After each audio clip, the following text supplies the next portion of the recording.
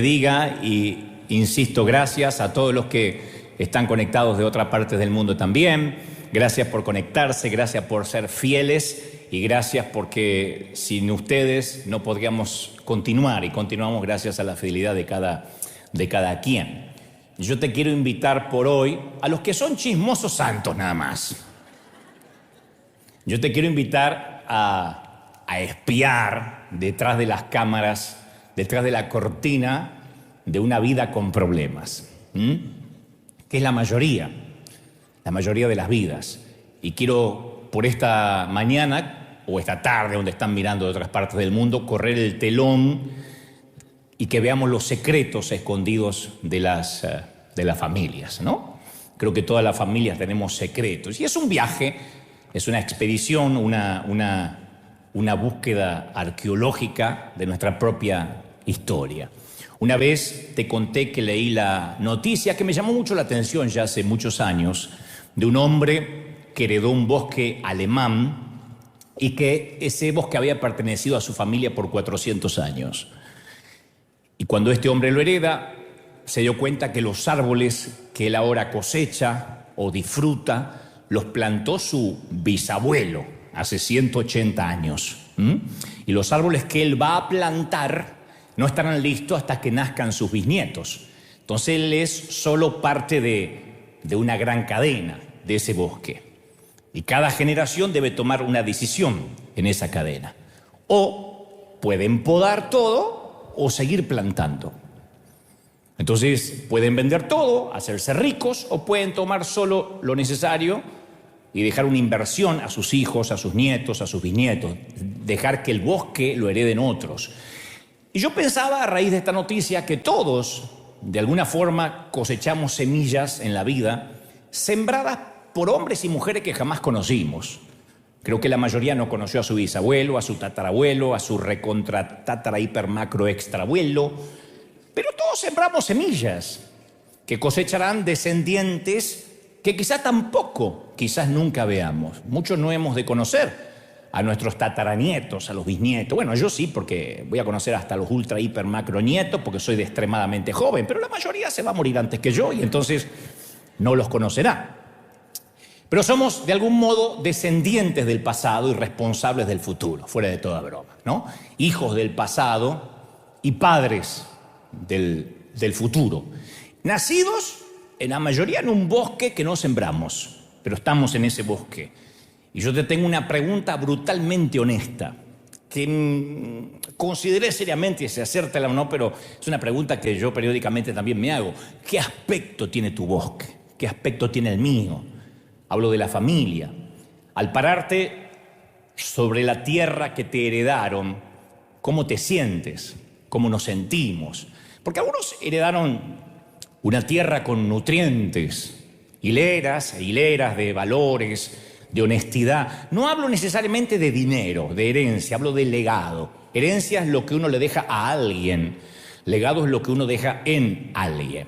Entonces quizás te apoyes en un bosque, en el bosque de tus padres con orgullo, diciendo que bueno, doy gracias a Dios. Y si es así, dale muchas gracias a la providencia divina, porque no todos pueden decir lo mismo, no todos pueden alegar que tuvieron una buena herencia. Muchos no se sienten orgullosos de sus árboles familiares. Algunos solo se heredaron pobreza, algunos heredaron vergüenza, abuso emocional, espiritual, sexual en el peor de los casos.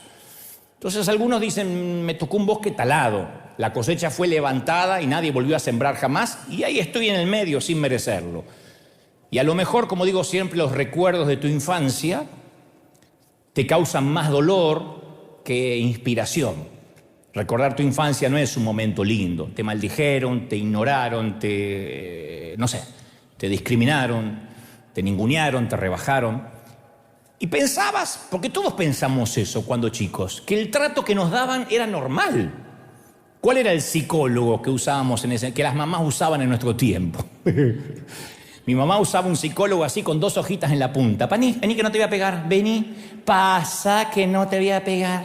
Me voy a pegar, no te voy a pegar. Si te quedas ahí, sí te voy a reventar. Pasa. Y cuando pasaba, ¡pum! Me daba, porque era traicionera. Era Judas la vieja. Eso eran los psicólogos, ¿no? Mi vieja ponía la voz de Batman. Te voy a reventar. Me vas a conocer. Me vas a conocer. Yo no fue ventrílocua porque no se le dio. Y claro, uno después crece y se da cuenta que no es normal. Que ese trato no era el normal, ¿no? Y yo hoy quiero hablarle a todos aquellos adultos que tienen un niño en su interior con la mirada perdida, conflictuados, con algún secreto de familia, porque lo tenemos todos, ¿eh? Les quiero hablar a los maridos que todas las noches toman en sus brazos a una esposa rota, un pimpollo marchito, que a pesar de que ya es una mujer adulta, sigue arrastrando todo aquello que alguna vez fue cuando niña. Y también quiero hablarle a aquella mujer que oculta ese secreto que a veces ni el cónyuge sabe. Es un secreto que el maquillaje no puede cubrir, ni las miles de duchas pueden limpiar. Y hoy en día, como iglesia, creo que tenemos que darnos cuenta que los problemas de los adultos, que esto no tiene que ver con sanidad interior necesariamente, ni hacer una búsqueda hipnótica del pasado, sino que todos los problemas que bregamos en la vida adulta están enraizadas en esas experiencias de la niñez. Siempre mantengo la opinión de que somos los niños que fuimos. No podemos olvidar el pasado. Dios hace las cosas nuevas, pero seguimos teniendo un pasado. Y hay heridas que no se pueden tapar sirviendo a Dios. Viniendo a la iglesia voy a servir a Dios para no pensar en mi infancia. Porque ese servicio a Dios, si es para tapar una herida, termina siendo un apósito, una venda. Entonces tenemos como una constante necesidad de agradar a Dios, de ganarnos su aprobación a través de las buenas obras, de venir seguido a la iglesia.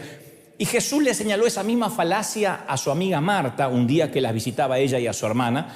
Marta estaba tratando de encontrar identidad haciendo en lugar de estando con el Señor. Entonces pensamos a veces que la iglesia puede llegar a ser más importante que Cristo. Está bueno servir a Dios, es fascinante, pero no puede pesar más el ritual que la relación, que estar con el Señor. Entonces, si estamos heridos, necesitamos tomarnos un día como hoy o un mensaje como hoy y romper el hábito de usar la iglesia como morfina, como un adormecedor del dolor. Porque hay gente que viene a la iglesia para no pensar en su dolor por 2 horas. Y ese no es el propósito, que no pienses por 2 horas. Yo siempre veo como que la gente viene con una gran mochila, la tira y dice, ¡ay, ahora sí! Cuando yo le digo, bueno, nos vamos, agarra la mochila y dice, bueno, me la llevo otra vez. Esa no es la iglesia. La idea es que no vuelvas a llevarte la carga con la que llegaste esta mañana. Entonces, cuanto más mediquemos los síntomas, menos posibilidades tenemos de que Dios nos sane. Mientras más pongamos un apósito, mientras que no vayamos a fondo. Entonces podemos construir todas las iglesias que queremos, podemos decorarlas con la más fina tapicería, con los mejores adornos, pero si la gente no encuentra sanidad dentro de nuestras paredes, van a continuar con sus heridas. Y en mi caso yo habré fracasado. Habremos fracasado los servidores en no poder ayudar a curar esas heridas. Seguiremos con nuestra retórica religiosa, con nuestros clichés repetidos, sin poder sanar a la gente. Señores, señoras, todos tenemos una historia triste para contar. ¿Sí o no? Amén. No se pongan a llorar ahora, todavía no. Pero todos. Algunos nos hemos criado en hogares que por momentos parecían cuadriláteros de boxeo. Nos dormimos tapándonos la cara o las orejas con la almohada para no escuchar los gritos. Despertamos con los sonidos de vidrios rotos, insultos. No fuimos capaz las víctimas directas, pero sí testigos de una pesadilla que a algunos nos ha costado despertar. Eso es parte de la familia hispana, de lo que hemos vivido. Como dicen autores, la mutilación de las mentes tiernas, cuyas memorias de niños deberían estar llenas de pelotas de fútbol, de casa de muñecas y no de esa náusea mental de eventos que todavía no podemos digerir. Pero ahí vamos. Y uno se vuelve grande y trata de no pensar en eso y no repetir el patrón. Entonces, esto es lo que a mí me llama la atención, que muchos psicólogos siguen discutiendo, esta es una discusión que no se ha terminado, han discutido por años entre la teoría de que lo que somos, la manera en que nos comportamos, está determinado por nuestros genes. O sea que si tu viejo tenía un carácter putrefacto, vas a heredar lo de tu viejo. Que eso viaja de manera sanguínea. Muchos sostienen eso. Haga lo que haga, te vas a parecer a tu madre. Ninguna se vaya todavía que no terminó, no se desaliente. Otros sostienen la teoría que es el entorno el que nos va puliendo el carácter, el que va formando nuestra personalidad, ¿no? Es el medio ambiente lo que contribuye al comportamiento. Bueno, si creemos en la teoría de los genes, estamos fregados, como dice Montaner, porque no podemos cambiar nada. Ya está. Voy a repetir el patrón de mis padres, de mi abuelo era borracho, mi papá era borracho. Cuando me muera me van a poner en un cajón que diga inflamable, porque si alguien fuma explota toda la casa. Entonces estamos convencidos que no hay nada que pueda cambiar nuestra vida si esto se trata de genes. Nos queda solo resignarnos a ser hijos fragmentados, a quienes nuestros padres solo transmitieron sanguíneamente lo que ellos son. Eso vamos a hacer. Si creemos en la teoría de la influencia del entorno, entonces el hogar que tuvimos es lo que nos hizo ser lo que hoy somos. Y el problema es que algunos vieron más en su niñez que lo que un adulto jamás soñó en su vida como mayor. Algunos la pasó muy mal en su entorno. Entonces fueron criados en un ambiente y maldecidos por su entorno. Criados en un ambiente hostil, álgido, díscolo. Entonces, en palabras sencillas, ya seas un seguidor de la teoría de los genes o de la teoría del entorno, el pronóstico para ambos es nefasto. A mí, si tengo que creer en una de estas dos, estoy fregado por donde sea. Porque me parecería a mis abuelos, a mis padres o el entorno que tenía que no era el mejor. De las dos maneras no tengo posibilidad de ser un adulto emocionalmente sano. Que estoy sano. Lucas 13:11 dice, y había una mujer, relata el evangelista, que hacía 18 años tenía un espíritu, estaba encorvada y no se podía enderezar. Esa mujer se llegó a Jesús, pero yo no me quiero detener en el milagro, que todos sabemos que después se enderezó, sino que yo creo que algunas circunstancias nos pueden encorvar. No literalmente somatizar, aunque sí, hay gente que puede encorvarse, que puede tener hasta artrosis, artritis a partir de tanta amargura en su interior, pero yo me refiero a una encorvadura metafórica, interior también. Hay gente que va por la vida encorvada a partir de la niñez que tuvo. Y muchos llevan sobre sí ese peso, la presión de secretos familiares, traumas profundos que los han dejado encorvados, que nos han dejado encorvados. Y aunque las heridas obviamente no son frescas, las cicatrices duran para toda la vida y no terminan de sanar. Entonces vamos a la iglesia y nos encontramos con alguien que nos dice, bueno, ya está, deje todo atrás en las aguas del bautismo. Pero el pasado sigue viajando con nosotros. Somos perseguidos por recuerdos que a veces nos cuesta olvidar más que otros. Y tenemos que entender que la torcedura del árbol joven es lo que provoca que el árbol adulto después esté encorvado. No hay nada mágico que pueda enderezar un árbol que de chiquitito la pasó mal. Y es bueno saber que Dios ve el árbol joven, mientras que los hombres después argumentamos sobre el árbol viejo. Decimos, pero mira aquella, qué cara de amargada desayuna con limón, pero mira aquel siempre con esa cara. Claro, uno adjetiva al árbol adulto porque no conoce su historia. No sabemos lo que le pasa. A veces uno, escarbando arqueológicamente en la gente, nos damos cuenta por qué tiene esa cara o esa actitud, o por qué en vez de buenos días ladra. Acá no pasa, en esta iglesia, cuando hacen fila la gente, cuando va al café o al búster, acá son todos Heidi. Pero esto va para los que están en casa. Y no importa qué tan viejo sea el árbol, todavía se ve afectado por la etapa en que fue un retoño, jovencito. Entonces algunas veces, cuando de adultos el dolor se hace insoportable, ¿qué hacemos de adultos? Nos tendemos a encerrar.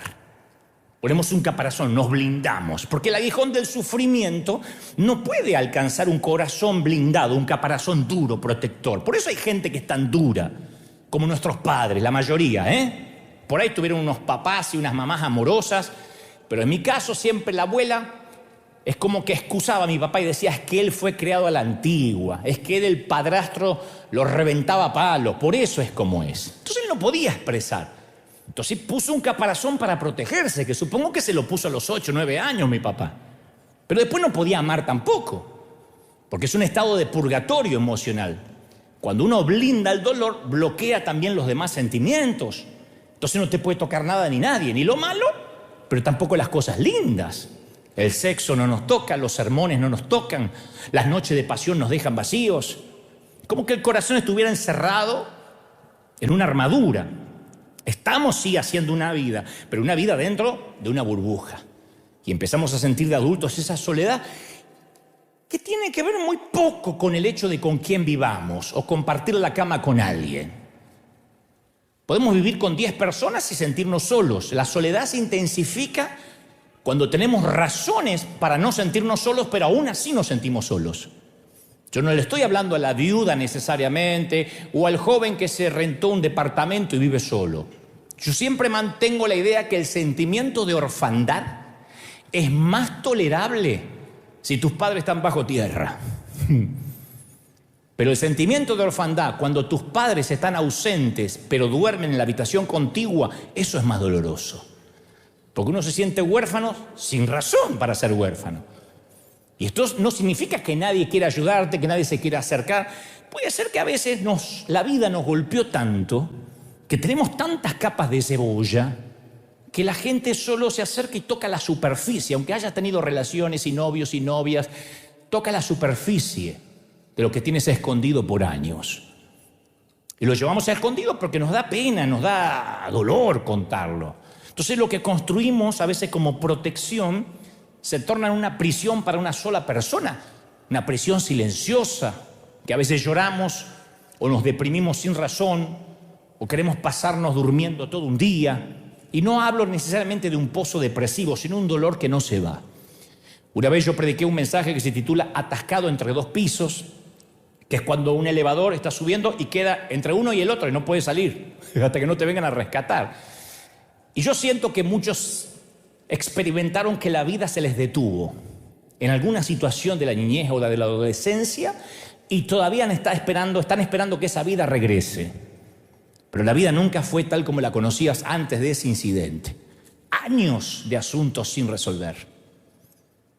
Años de estar involucrados con un fantasma, con una relación fallida. Son los recuerdos tristes de oportunidades que no se dieron, de parejas que fracasaron, que no funcionaron. Esos son los compañeros de cama del sufrimiento.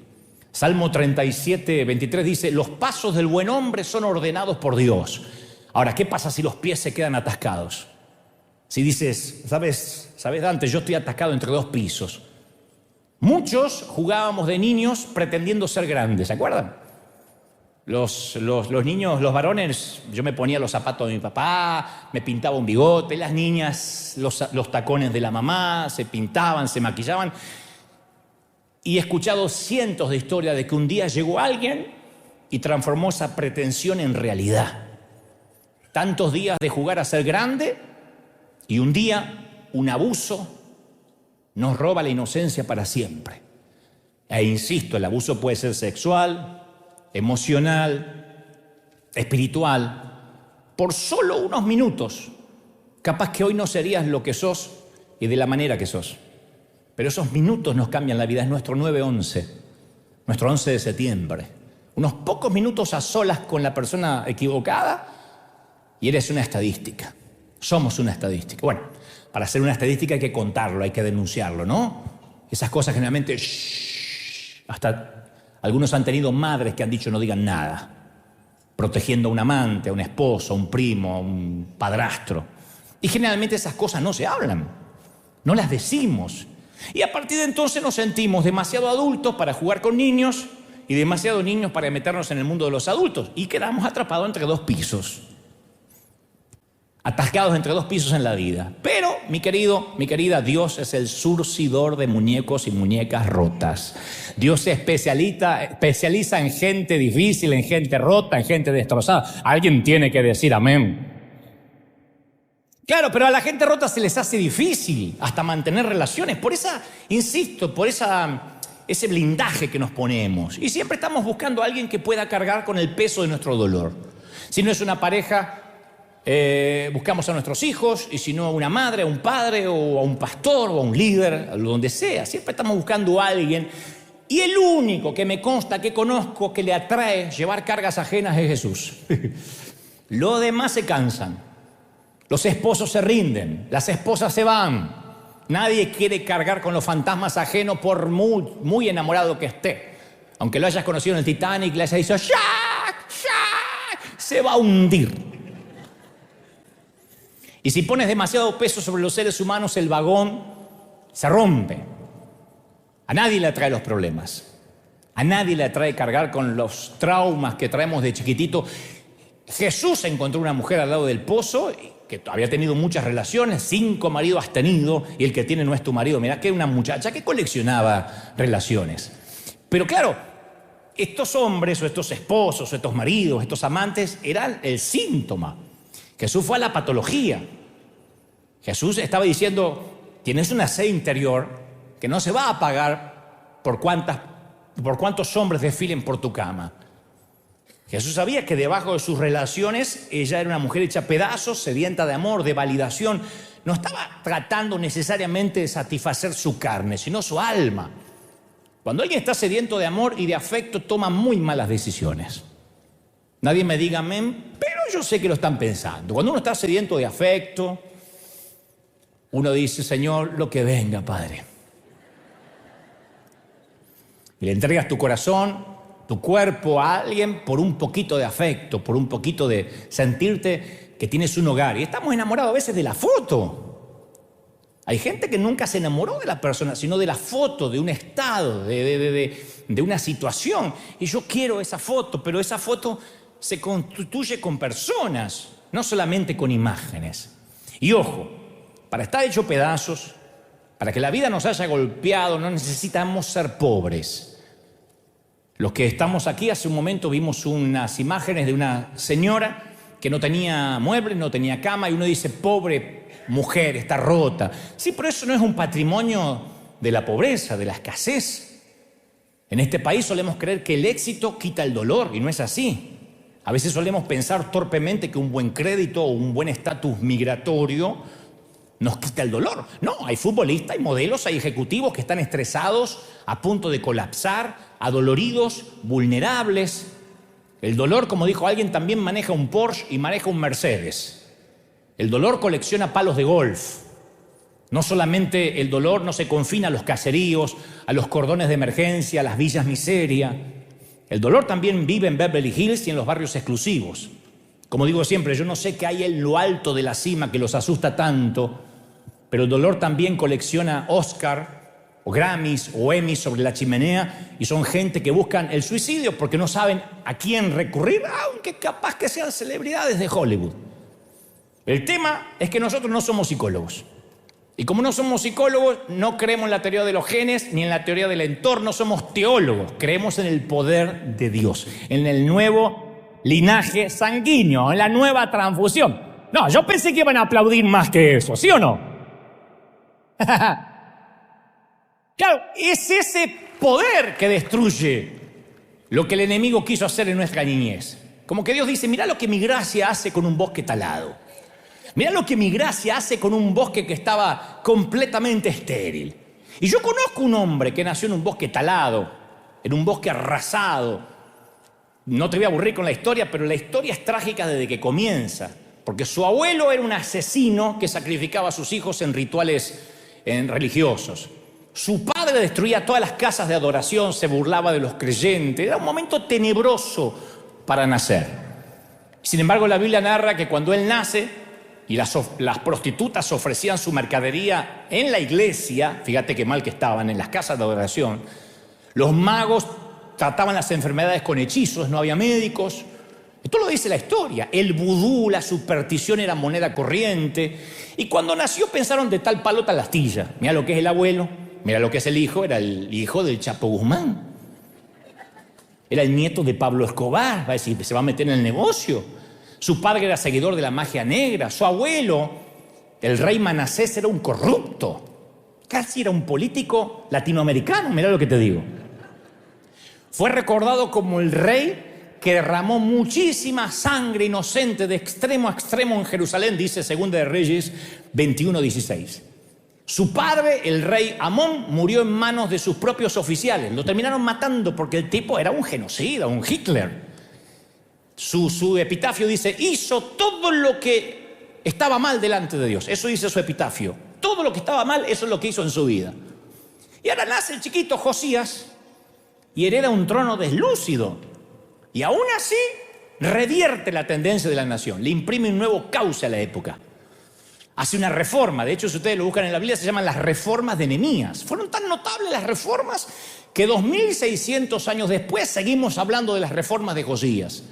Y el mundo vio reyes más ricos, el mundo vio reyes más nobles, ha visto hombres más poderosos, pero nunca ha habido un rey más valeroso que Josías, que tomó una valiente decisión. En Segunda de Reyes 22:2 dice, y Josías anduvo en el camino de David su padre.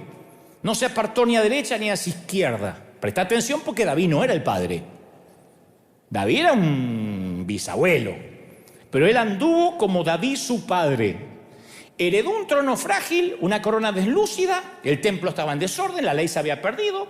Un día hojeó el álbum familiar y dijo, tengo que encontrar un abuelo digno de admiración.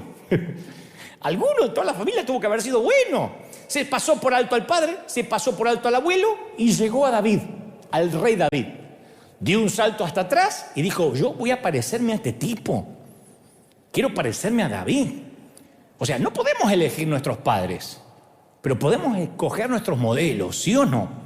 Nuestros mentores.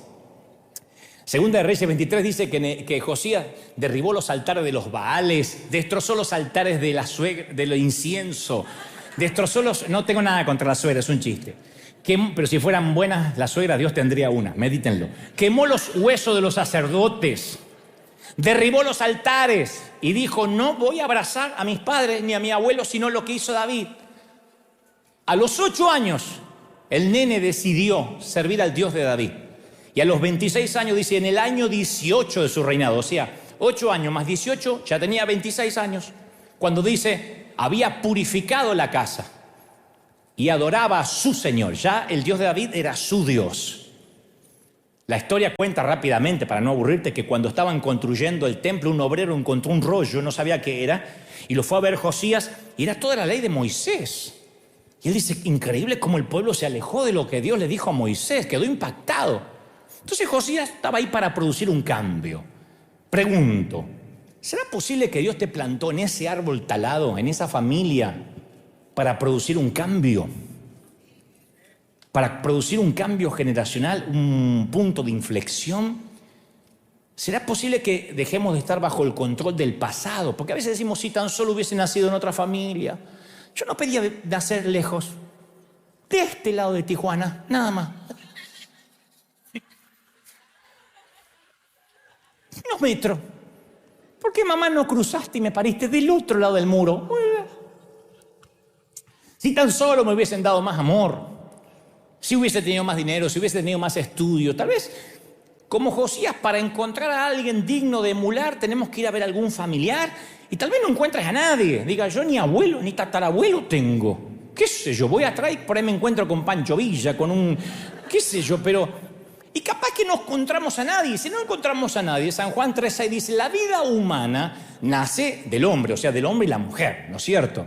Pero la vida espiritual nace del espíritu. O sea, tus padres te dieron los genes, pero Dios te dio la gracia y te dio el favor para cambiar esos genes. ¿Alguien lo cree, sí o no?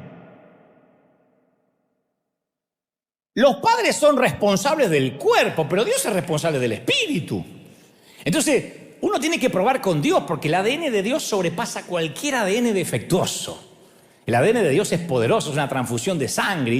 Y esos genes de Dios se activan en cualquier momento, pueden activarse en determinado momento. Yo creo que hay genes metidos por Dios dentro nuestro que están preparados para activarse en un momento especial.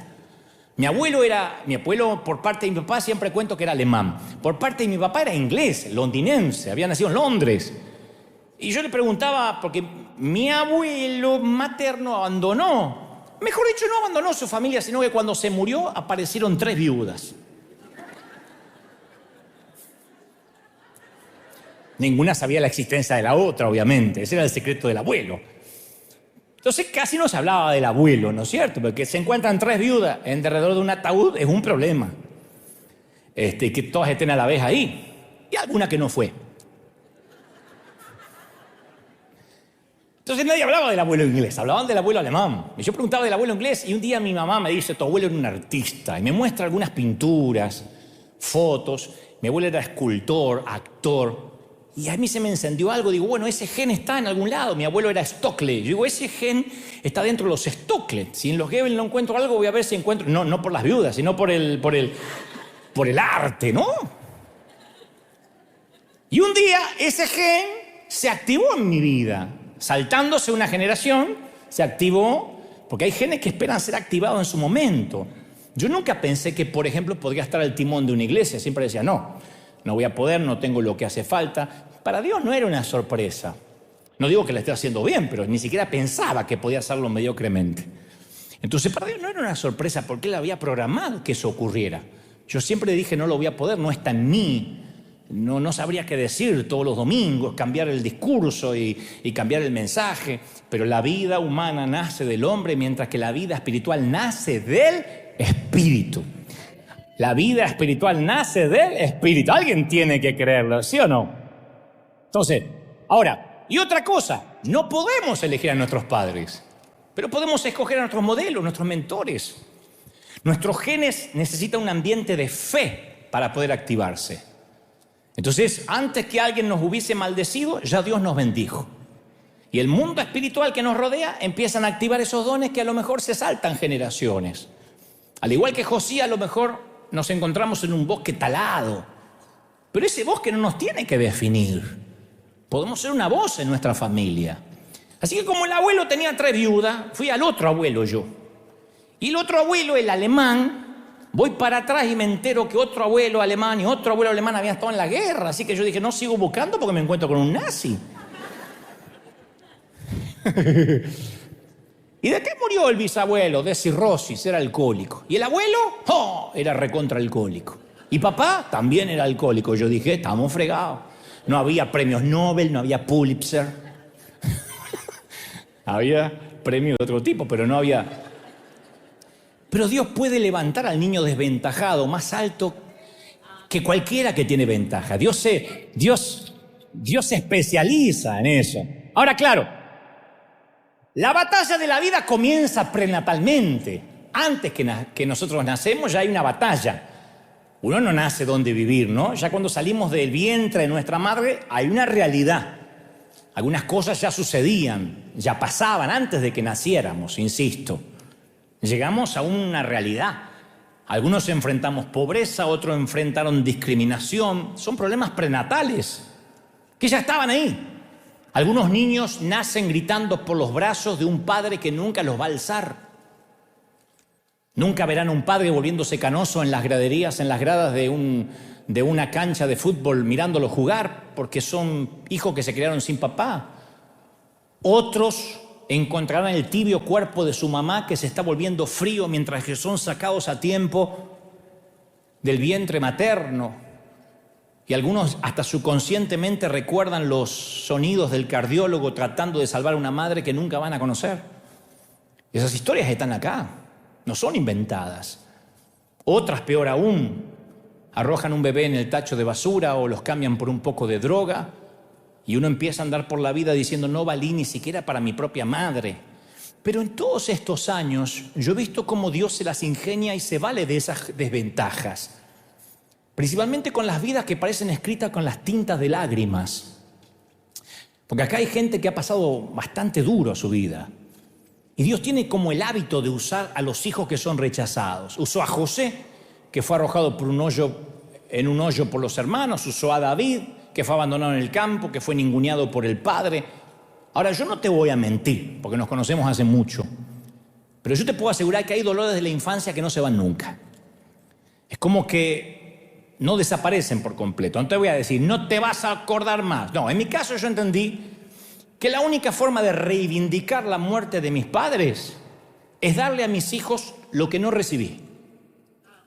Es darle todo aquello que yo hubiese querido tener. Ofrecer lo que queremos es un principio bíblico. Cortar el patrón y decir, yo le voy a dar lo que a mí no me dieron. Lo que más necesitamos es lo que tenemos que dar. Si no tuvimos amor, es lo que más tenemos que dar. Lucas 6:38 dice, dad y se os dará medida buena, apretada, remecida, porque con la vara que mides serás medido. Entonces puede que ahora estés sufriendo y la estés pasando mal, pero el mejor remedio es dar ese consuelo que no recibiste. la sabiduría de tus cicatrices, de tus experiencias de vida. Y mientras que vas aliviando la carga de otro, también alivias la tuya. Y uno es sanado a través de la propia administración. Yo fui sanado en todos estos años de peregrinar. Yo fui sanado de contar, hasta que ahora lo cuento con gracia, con risa. Pero es como una aplicación, yo tuve que actualizar mi vida. Y recobré nueva fuerza ayudando a otros, levantándome, ayudando a alguien. Las vacunas se hacen de la infección, el antídoto se hace del veneno. Entonces la mejor manera de ayudar a otros no es los que estudian la vida en un libro. Los que ayudan son los que han vivido. Y tú has vivido. Vaya que has vivido y puedes ayudar. Has vivido y has vivido bien. ¿Sí o no? Y nunca vas a ser sanado del todo hasta que no sanes a otra persona. Eso es así. Pablo le dijo a los filipenses: hermanos, yo no pretendo haberlo alcanzado, pero una cosa hago. Me olvido de lo que está atrás y prosigo a la meta, al supremo llamamiento. Me olvido el pasado. El pasado está atrás, no es tu jurisdicción. El pasado no es tu jurisdicción, se terminó. Finish, caput. Ya está. El pasado está muerto. No podemos vivir ahí, no podemos acampar en el pasado. Yo sé que es parte de nuestra vida, pero no podemos sentir pena por nosotros mismos todo el tiempo. Sentir lástima, autocomiseración y decir: ay, pobre de mí, mira, saqué la cola de papá, dice ella. Capaz que cuando ayudemos no queremos compartir los detalles, y está bien. Pero lo único que importa es que ayudemos a sobrevivir a otros lo que nosotros hemos sobrevivido. Romanos 9:28 dice: y para hacer notorias las riquezas de su gloria, las mostró a su gente como vasos de misericordia. A mí me gusta que las escrituras nos llaman vasos de misericordia. En River somos un hospital del alma porque somos vasos de misericordia. ¿Sabes por qué somos misericordiosos? Porque nuestras raíces están en historias difíciles. Y quienes vivimos historias difíciles, tragedias, superamos una tormenta, tenemos una actitud muy diferente a aquellos que nunca vivieron una tormenta. Yo sé que has sufrido, yo sé que has vivido crisis porque me lo dicen tus ojos. Y eso nos tiene que ayudar. El estar heridos está bueno porque las cicatrices tienen una belleza especial. Las cicatrices son la historia de nuestra vida. Yo te conté una vez que siempre ocultaba la mano derecha porque tengo los dedos mochos, porque me los corté en la carpintería de mi papá, y siempre ocultaba la mano así, agarraba el micrófono a la izquierda mucho tiempo, y después me reconcilié con las cicatrices. Dije: ya está, estos son los dedos que Dios me tocó, y otras cicatrices que nunca te voy a contar ni te importan, pero ahí está. Quien no tiene ninguna herida es porque nunca peleó una batalla. Es porque hay heridas, claro, que insisto, que no se ven, pero la sanidad toma mucho tiempo. Las heridas de vida son una placa de honor. Las heridas muestran que no te retiraste, que no te rendiste, que peleaste palmo a palmo los golpes duros. ¿Sí o no? Ahora, escucha. Me voy a meter en un tema más difícil. Yo sé que el divorcio, la definición es el desgarramiento de un sueño, algo que no se pudo concretar. Eran dos agendas que se unían y de repente se hizo añicos.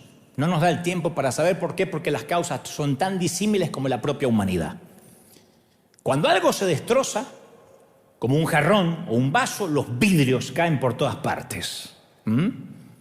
Eso no significa que porque tus sueños no se realizaron, la de tus hijos no se van a realizar. Que se fregó todo, no significa eso. Porque mientras que estamos en el proceso, mientras que estás en el proceso de recoger los vidrios rotos, hay que tener cuidado de no involucrar a los niños en esa guerra que ellos no eligieron, que no declararon. Porque la palabra pervertir significa desviarse del uso natural. Es un pervertido, está pervirtiéndolo, desvió el uso natural del niño. Pero no habla en términos sexuales necesariamente, porque muchos padres nos causaron estrés, abrumándonos con problemas de adultos. Un día yo vi a mi papá tomar un arma y querer pegarse un tiro, y yo era chiquito y mamá me dice: anda a la habitación, y escuchaba los gritos y las cosas. No crean que me empezó a ir bien en el colegio. Pero después uno me hablaba mal del otro, hasta que después se reconciliaban o no.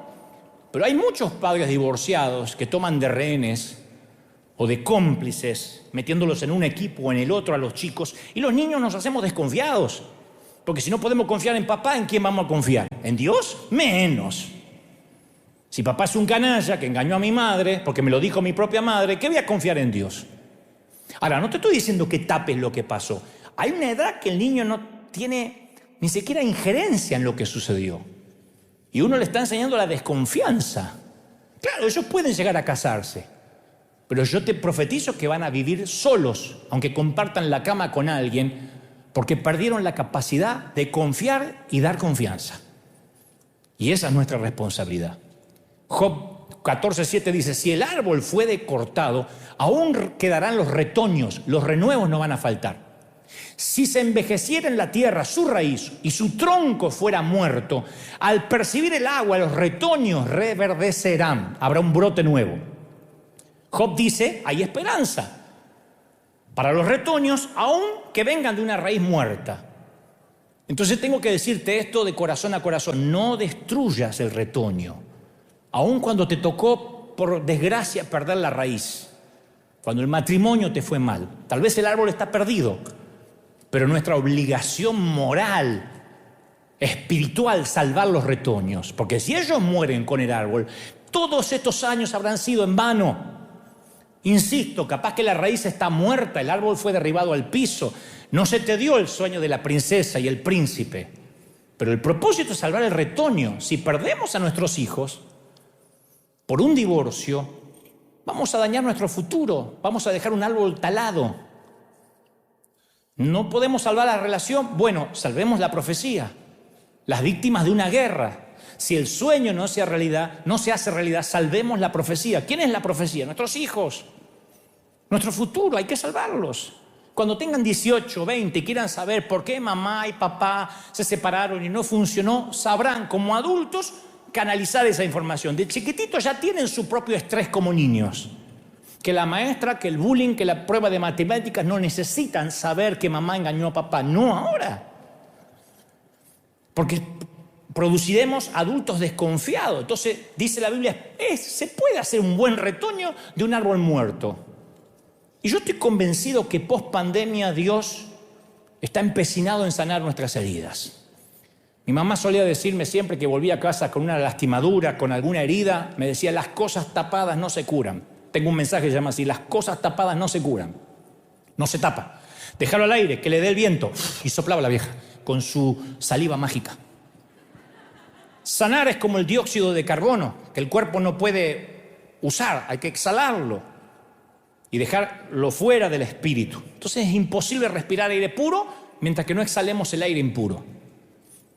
Job 11:16 dice, y olvidarás tu miseria, te acordarás de tus recuerdos como aguas que pasaron.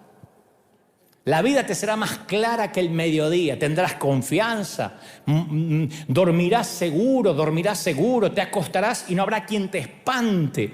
Entonces olvidar no es amnesia. Una vez que se saca el aguijón, la sanidad es inevitable. Y Job dice, vas a tener recuerdo, pero va a ser como aguas que pasan. Por eso dice la frase por ahí, nadie se baña en el mismo río 2 veces. Porque las aguas siempre van pasando, no es el mismo río. Entonces no va a ser más un recuerdo que nos arruine la vida. Y este año tengo una palabra de parte de Dios, déjalo ir.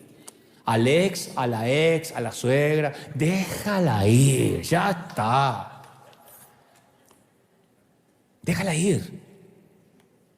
Que la vida siga su curso. La vida te será más clara que el mediodía. Tal vez por eso David dijo en el Salmo, por la noche durará el llanto y por la mañana vendrá la alegría, la risa. Entonces cuando uno está bien con Dios, cuando uno tiene las cuentas arregladas, el pasado se desprende de nosotros como un saco. Que podemos decir, bueno, lo recuerdo, tenía aquel saco viejo, pero no tengo que llevarlo puesto.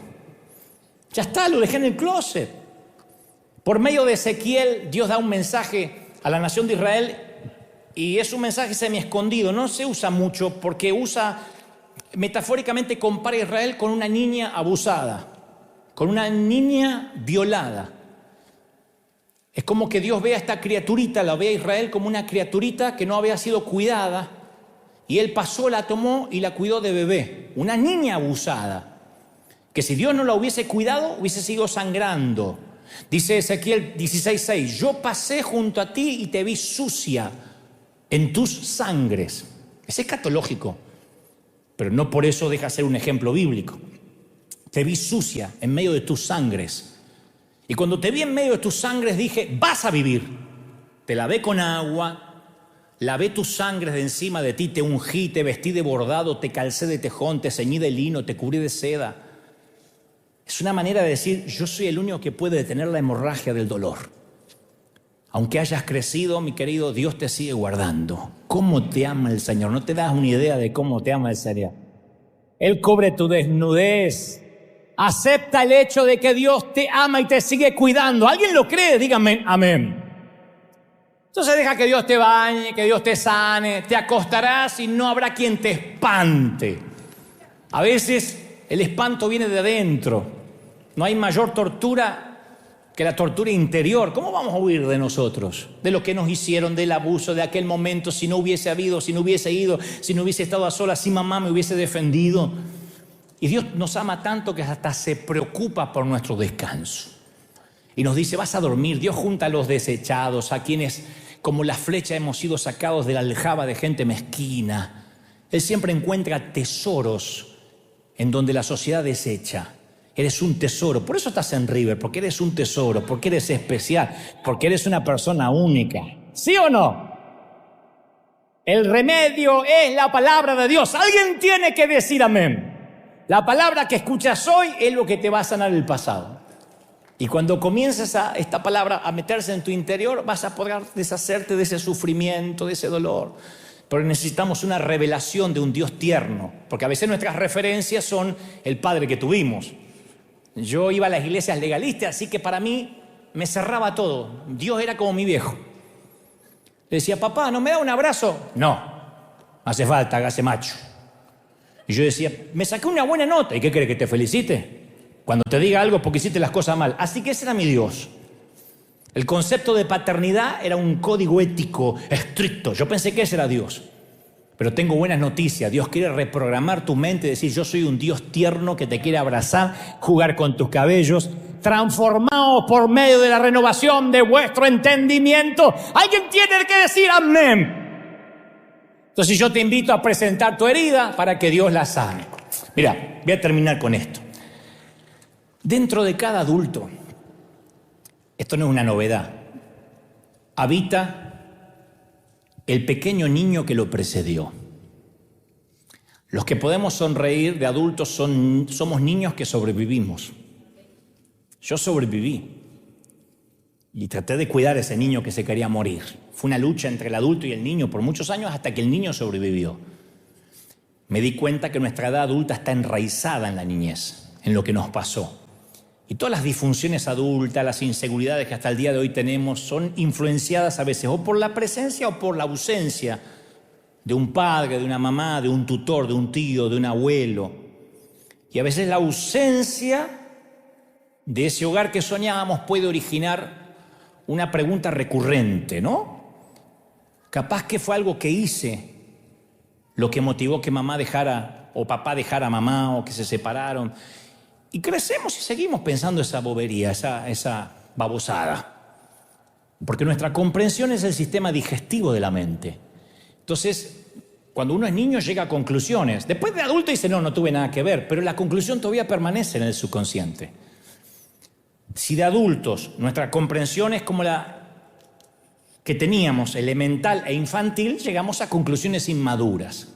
Y esta es la más peligrosa de todos. Especialmente en la mente de un adulto lastimado, cuando cree que todo lo que toca lo arruina, como me lo dijo mi papá, como me lo dijo mi mamá. Entonces hay mucha gente aquí que creció en hogares destrozados y en algún momento llegaron a la conclusión de que por su culpa el hogar no funcionó. Y provocamos desastres cuando llevamos esos conceptos, insisto, a la vida adulta, porque te producen una persona insegura, toda una vida de inseguridad. Y todo pastor, todo consejero, todo rabino, todo cura que ha aconsejado a un adulto en algún momento se da cuenta que está tocando al niño que fue, que está tocando las experiencias pasadas. Yo te conté muchas veces que cuando tenía 5 años Mi papá estaba completamente borracho, todavía no conocíamos al Señor, y él me dijo que yo era el culpable del cáncer de mi mamá, porque coincidió su embarazo cuando se desató el cáncer en la matriz. Entonces él dijo, por vos, como si yo hubiese pedido nacer, dijo, por vos que tu madre está enferma y se está muriendo. Pero se lo dijo un nene de 5, estaba borracho, yo qué sabía. Y yo le creí. Y como conté una vez, yo no pude por muchos años olvidar esa mirada de odio de mi papá. Y razoné a mis 5 años. Hay algo malo en mí. Hay algo malo que papá ve. Y a partir de entonces no dejé que nadie se acercara lo suficiente para que viera aquello que mi papá había visto. Y me cerré, y el caparazón y el blindaje lo hice a los 5 años. Yo todavía no estaba consciente que en los próximos años tendría serios problemas para hablar, que tendría una suerte de dislexia mezclada con problemas de dicción, pero todo empeoró a partir de ese día. 5 años, y me cambió la vida tal como la conocía. No me daba cuenta que éramos pobres, no me daba cuenta que mamá estaba enferma de cáncer, pero me daba cuenta que yo era el problema. Entonces me transformé en un niño triste, retraído, incapaz de expresar mis emociones. Mi mundo interior se derrumbó.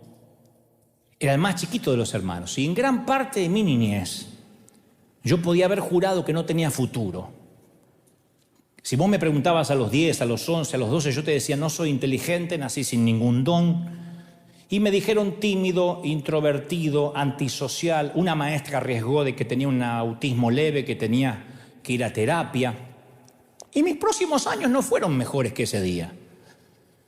También cuento que mis padres no me mandaron al jardín de infantes, al kinder. Mi debut fue a los 5 años, ese mismo año, en la escuela primaria. Un frío mediodía de marzo de 1973. Yo fui al colegio por primera vez, mi mamá se moría de cáncer en casa, mi padre estaba siempre ausente o ebrio, que es lo mismo, y mi hermano de 11 años me llevó al colegio, mi primer fatídico día. 4 horas en un aula, con una veintena de chicos desconocidos, y a mí no se me ocurre que puedo ir al baño durante los recreos. Y tampoco nadie me enseñó que puedo pedir permiso para ir. Así que me muero de vergüenza, me orino en la sillita, mis pantalones chorrean, mis zapatos acordonados marrones están empapados, y lo único que recuerdo es que me tapaba la cara con los pequeños brazos. Y me quedo sentado ahí, lo más que puedo aguantar. Por fortuna la maestra no se da cuenta del incidente y dice, vamos nene, afuera, a cantarle la bandera y a casa. Y ahora son las 5 de la tarde, salgo fuera en medio de las risitas burlonas, mi hermano me espera en la puerta y él con sus amigos de 11 años viene detrás mío, lo que más recuerdo. Vivimos a unas 4 cuadras del colegio, mi hermano está avergonzado de mí, lo entiendo, porque tengo los pantalones empapados y me hace caminar unos pasos más adelante de sus amigos. Y detrás de mí yo escucho los pasos de los niños que son crueles, que me dicen el meón, se pilló y otras palabras más argentinas, ¿no? Y yo camino mirando el suelo, estoy llorando en silencio, avergonzado. Decido que no quiero estar más con la gente, ni en público, ni que me vean, que no voy a hablar nunca más nada. Mi madre siguió luchando contra el cáncer.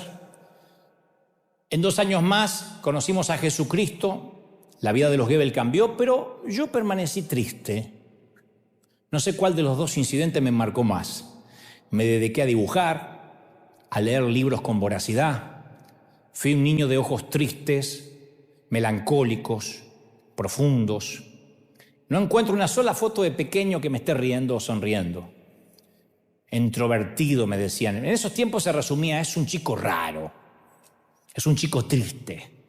Pero un buen día, Dios decidió que me iba a hacer reír por el resto de la vida. No sé cuándo sucedió, pero un día me empecé a reír. Capaz que fue cuando me di cuenta de lo que Dios puede hacer con material fallado, ¿no? Cómo Él puede reciclar lo que la sociedad desecha.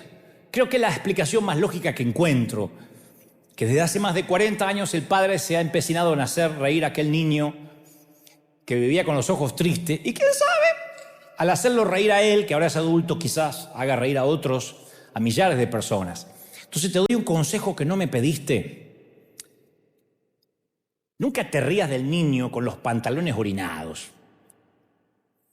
Nunca te rías del niño de los ojos tristes, o la niña abusada, o de aquel chiquito que no tuvo su mami o que extraña los abrazos.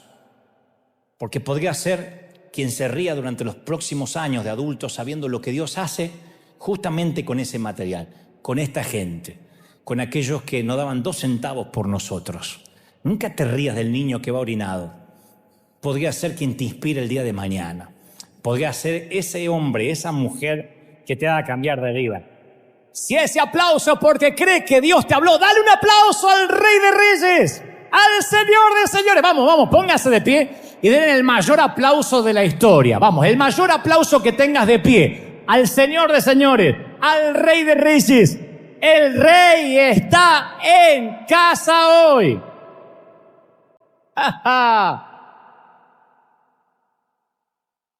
Miren, pongan las manos así como para recibir algo, ¿no? Como que te voy a dar un regalo. No te puedo enviar a casa sin un regalo. Después pueden llevarse otros en el bookstore de recuerdo, pero este es uno gratis. Yo quiero bendecirte y bendecir a través de tus manos de adulto el niño que fuiste. Quiero tocar a aquel niño que fuiste. Por un ratito me los imagino a todos chiquitos, meados. Pero fuera de toda broma, quiero llegar a ese niño al cual le faltaron abrazos, le sobraron retos. Aquellos que añoraron un hogar mínimamente funcional y no se pudo. Aquellos que darían cualquier cosa por traer de regreso un minutito a ese papá que ya no está. ¿Qué daríamos por 5 minutos con mamá otra vez y arreglar esas cuentas pendientes que no se resolvieron? ¿Qué daríamos por volver con una máquina del tiempo un día antes del abuso, de esos 4 o 5 minutos fatales que te robaron la inocencia para siempre? ¿Qué daríamos por cambiar algo? Y no podemos. ¿Qué más quisiera decirte que puedo? Pero en esas manos que hoy se levantan con las palmas hacia arriba, yo deposito sobre ti la sanidad. Dejamos abiertas las heridas, porque las heridas tapadas no se curan, ¿te acuerdas? Y tenemos que sanar. Oro para que Dios te bendiga, para que Dios te guarde. Vamos, los que saben orar, oren al Señor ahora con sus propias palabras. Diga: Señor, yo necesito una nueva vida. Necesito cambiar el paradigma, el linaje sanguíneo. ¡Aleluya! Todos. Vamos, clamen al Señor, clamen. Faltan poquitos minutos, pero no quiero que te vayas sin que te vayas sano. Y esas lágrimas que recorren tus mejillas sean sanadoras a los que están mirando de las otras partes del mundo. Recibe esto de parte del Señor. ¿Cómo no te va a amar el Señor? Si en sus manos te tiene esculpido. Y no importa si eres, insisto, católico, ateo, musulmán, judío, fundamentalista, conservador, liberal. El Señor te ama porque te conoce de chiquito, de chiquita. Te ama tanto el Señor. A donde estés quiero que digas: Señor Jesús, entra en mi vida. Perdona mis pecados. A los que vinieron de curiosidad por primera vez, ¿sabes cómo se hace para que Cristo entre en tu corazón? Diciéndole: Señor, perdona mis pecados. Repite conmigo: perdona mis pecados, entra en mi corazón. Sana mis heridas. ¿Cómo te ama el Señor? ¿Cómo no te va a amar, mi viejo? ¿Cómo no te va a amar, mi querida? Mirá esas señoras adultas, esas damas tan elegantes que ocultan a aquella niña que alguna vez fue y que jugaba. El Señor me dice: aunque tus sueños no fueron lo que pensaste y algunos de ellos quedaron en el camino, yo te sigo viendo como esa niña que todavía con hemorragia sufre el dolor de un pasado que parece que te estancó en medio de 2 pisos. Pero sana el Señor. Detén, Señor, ahora esa hemorragia. cura las heridas. Vamos, levanten sus manos y adoren al Señor. Los que se sienten libres, digan: Señor, yo quiero sentirme libre hoy. Hoy vas a dejar la carga acá, Prohibido llevarse la maleta a casa. Prohibido llevarse la carga a casa. Hoy dejas la mochila y te vas libre, sano, próspero, bendito. Bendigo tu vida, bendigo tu entrada, bendigo tu salida, tu acostarte, tu levantarte. ¿Pueden sentirlo? Vamos, todos. Algo está pasando, son los minutos finales. Pero yo siento que algo se ha liberado en la atmósfera. Algo se ha liberado en el ambiente, cosa que ojo no vio, ni oído yo, ni han subido a corazón de hombre. Son las que Él tiene. Presencia del Espíritu. Toca ahora. Más niños, jóvenes, ancianos, adultos, reciban una sanidad del cuerpo, reciban sanidad del alma, reciban sanidad en el espíritu. Mirá, hay gente encendida en fuego. Es un fuego que purifica, que sana. ¿Cómo te ama el Señor, mi querido? ¿Cómo te ama, mi niña? Te abraza el Señor. Y no importa si tienes 4, 5, 6 décadas de vida, el Señor me dice que te diga: te bendigo. Suelto sobre ti, escuadrón de búsqueda en combate contra las filas invasoras, una nueva sanidad, una nueva unción, un refrigerio. Mirá los chiquititos que ahora transformados en adultos agradecen a Dios. Vamos, juega mucho, ríe mucho, déjale las preocupaciones al Padre. De eso se trata la vida. Juega mucho, diviértete mucho y déjale las preocupaciones a papá. A estos niños encerrados en cuerpos de adultos los bendigo, inclusive a los niños que están aquí, a los adolescentes, a los que nos miran del otro lado, para que cualquier secreto de familia se termine hoy para siempre, que sean como aguas que pasan y seamos libres para siempre, en el cuerpo, en el alma y en el espíritu. Amén y amén. Que Dios te bendiga. No se vayan todavía, pero los que están en televisión, a los que están de otro lado, chau, que Dios te bendiga con este gran aplauso. Firme como talón de oso. Nos vemos dentro de 7 días. Gracias por estar. Gracias, gente del resto del mundo.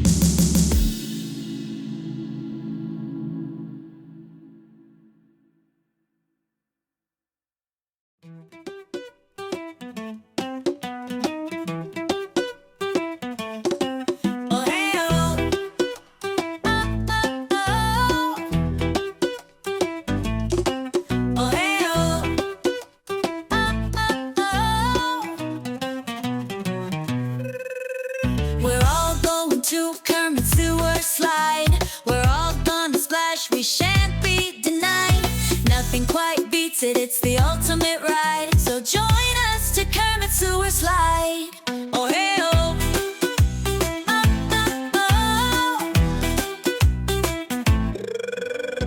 if you're feeling sad or mad at your dad, don't you fret, we got the solution for that.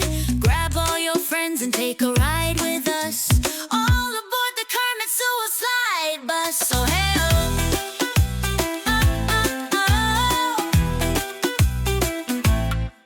oh hey oh,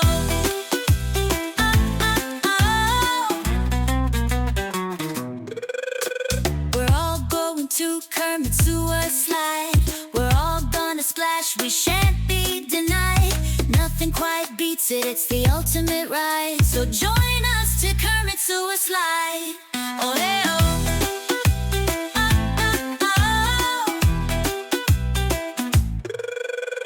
go ahead, give all your stuff away. You won't need it anymore anyway. Because once you've taken the sewer slide route, never again will you cry, will you pout. Oh, hey, oh.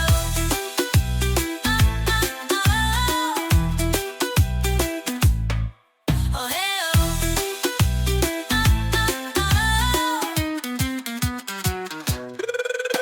We're all going to Kermit Sewer Slide. We're all gonna splash, we shan't be denied. Nothing quite beats it, it's the ultimate ride. So join us to Kermit Sewer Slide. Oh hey oh, Kermit Sewer Slide, just say yes. Kermit Sewer Slide, no regrets. Kermit Sewer Slide, it's out of sight. Kermit Sewer Slide, is that a question? Heck yeah's the answer. We're all going to Kermit Sewer Slide. We're all gonna splash, we shan't be denied. Nothing quite beats it, it's the ultimate ride. So join us to Kermit Sewer Slide.